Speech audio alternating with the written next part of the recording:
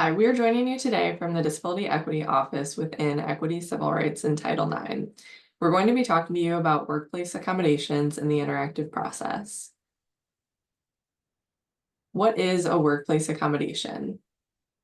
A workplace accommodation is any modification to policy, practice, the environment, the job, the program, or other resource to ensure an individual with a disability has equitable access.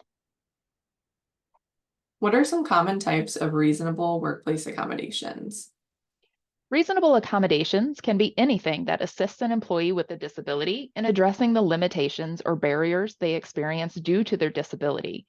This can include parking accommodations, schedule modifications, changes to the work environment, providing products, accessible software programs, aids and services to increase access. It can also be job coaching, travel accommodations, or modifying how information is shared, and even work attire modifications. Can you share some examples of reasonable workplace accommodations?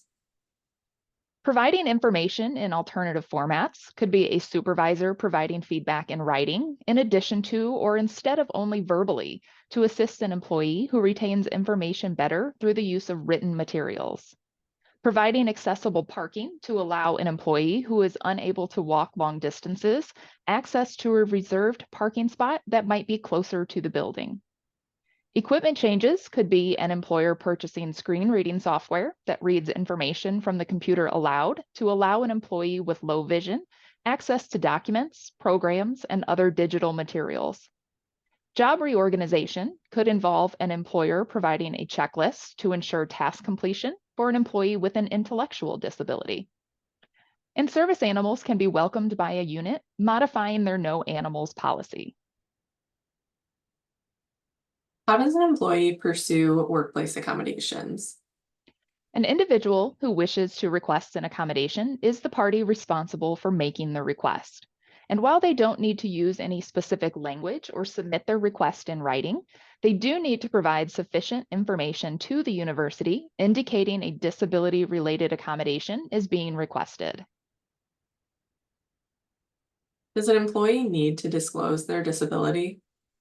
It is entirely up to the individual with a disability whether, when, or how they disclose their disability.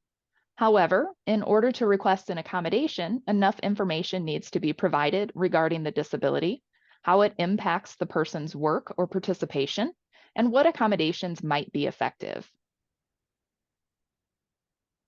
What medical information needs to be provided? In addition to discussing any barriers or accommodation suggestions, individuals may be asked as part of this process for requesting accommodations to supply medical documentation that provides sufficient support for the disability, any restrictions, limitations, or barriers the employee might experience as a result of the disability, and any accommodation suggestions their healthcare provider might have. In the next part of the presentation, we will explore the interactive process to pursuing workplace accommodations. Could you detail step one of the interactive process?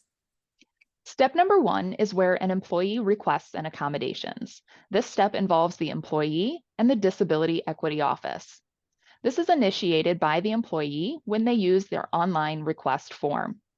The employee will supply medical documentation, and when appropriate, they can be referred to the Job Accommodation Network, also known as JAN, mHealthy Ergonomics, or any additional resource to help identify accommodation options. What is involved in step two of the interactive process? Step 2 is where an employee meeting with an accessibility specialist will occur.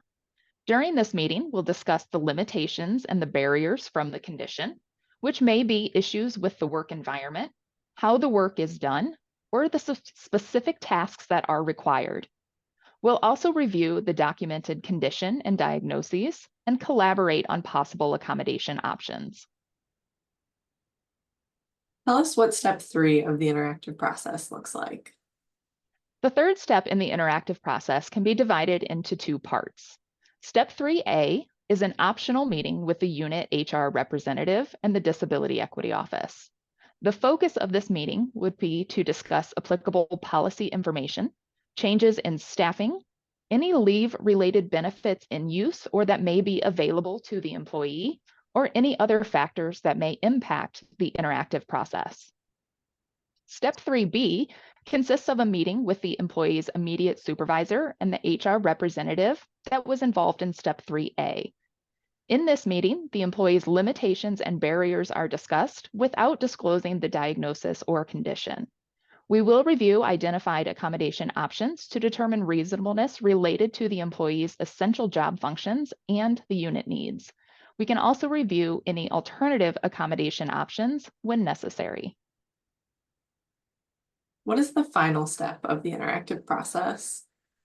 Step 4, our final step, is when the accessibility specialist drafts a reasonable workplace accommodation document for review by the unit and by the employee. This allows everyone the opportunity to ensure the identified accommodations are spelled out clearly and provide the appropriate support for the employee and the unit. The accessibility specialist will then sign and finalize the document for implementation by the unit in collaboration with the employee. What are the next steps for the employee and the unit? At this stage, the employee and the unit should work together to monitor the accommodation's effectiveness. The interactive process is iterative, so the steps can be re-engaged at any time. Diagnoses and conditions, as well as unit operations and needs, can change over time. So if either the employee or the unit needs to re-engage in the interactive process to modify an accommodation, they should contact the Disability Equity Office to assist in that review process. Accommodations create workplace accessibility by allowing everyone to be included regardless of their disability status. And